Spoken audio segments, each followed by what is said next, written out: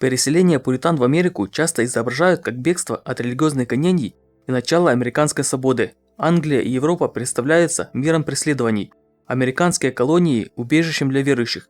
Но насколько такое представление соответствует реальной истории? В конце XVI века в протестантской Англии не было религиозной свободы. После реформации английские монархи установили в стране свою форму протестантизма.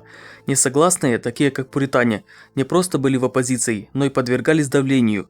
При Елизавете I был принят акт о единообразии, который делал посещение службы англиканской церкви обязательным. За пропуск сначала штраф, а потом тюрьма. Пуритане стремились к нравственному возрождению общества. Их возмущали популярные развлечения вроде травли медведей собаками и шумных воскресных гуляний. Наиболее радикальной частью пуритан были конгрегационалисты. Они выступали против церковной иерархии и религиозного формализма. Их общины были автономны и управлялись собранием верующих, которое выбирало пастора. Поэтому именно конгрегационалисты, отказавшиеся посещать службы англиканской церкви, подвергались наибольшему давлению со стороны властей. За конгрегационалиста Уильяма Брэдфорда была назначена награда, и ему пришлось бежать из страны. У другого их лидера, Уильяма Брюстера, король конфисковал типографию, объявил его в розыск и потребовал выдачи у власти Нидерландов. Те заявили, что не смогли его найти, хотя просто не хотели выдавать. Таким образом, в начале 17 века в Амстердаме собрались несколько общин радикальных пуритан-сепаратистов.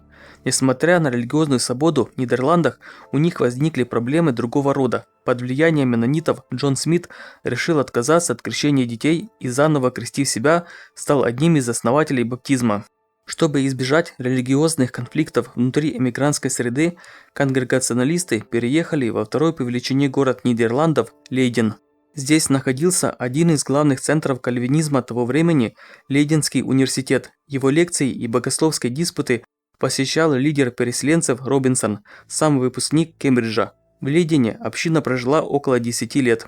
Со временем лидеры общины стали чувствовать риск морального разложения из-за слишком свободной атмосферы Нидерландов.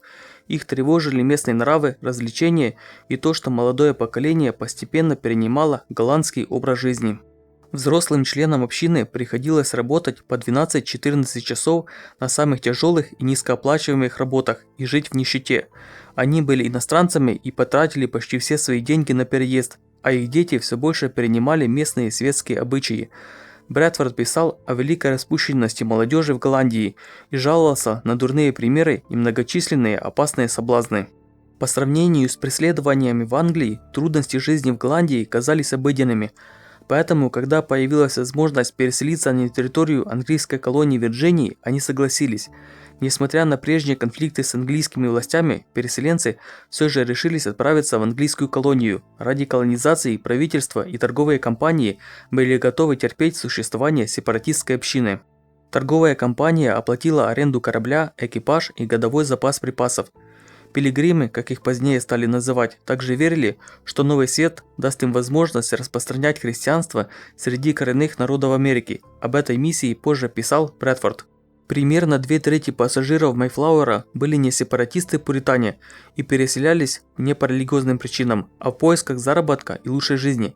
Во время плавания корабль прибыл не на территорию колонии Вирджиния, как планировалось изначально, а значительно севернее.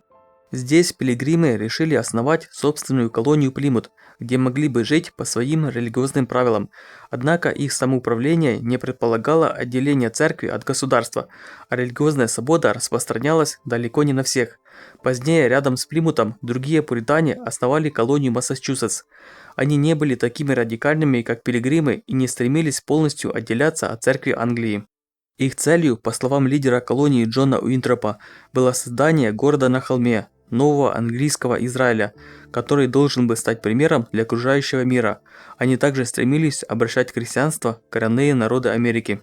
Их миссионер Джон Эллиот перевел Библию на алгонкинский язык. Усиление гонений на пуритан в Англии при архиепископе Лоде значительно увеличило переселение в Новую Англию и ускорило рост колоний. Однако эта эмиграция была разнонаправленной. Например, на остров Барбадос переселилось примерно вдвое больше англичан, чем в Массачусетс. Во время английской гражданской войны часть пуритан вернулась обратно в Англию. После правления Оливера Кромвеля и реставрации монархии власти охотно позволяли пуританам переселяться в колонии. избавляясь таким образом от религиозной оппозиции внутри страны. Подписывайтесь, пишите комментарии и ставьте лайки.